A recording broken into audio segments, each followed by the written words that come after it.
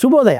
ಈ ಹದ್ದಿದೆಯಲ್ಲ, ಹದ್ದು ಅದ್ರ ಕೊಕ್ಕಿದೆಯಲ್ಲ, ಸುಮಾರು ಒಂದು ಸ್ವಲ್ಪ ವರ್ಷ ಆದಮೇಲೆ ಅದು ಬ್ಲಂಟ್ ಆಗಿಬಿಡುತ್ತೆ.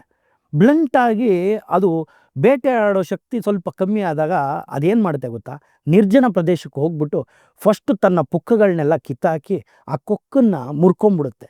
ಅದಾದಮೇಲೆ ಸ್ವಲ್ಪ ದಿವಸ ಅಲ್ಲೇ ಇದ್ದು ಹೊಸ ಪುಕ್ಕಗಳು ಬಂದು ಆ ಕೊಕ್ಕು ತಿರ್ಗಾ ವಾಪಸ್ ಬೆಳ್ಕೊಂಡು ಶಾರ್ಪ್ ಆಗುತ್ತೆ.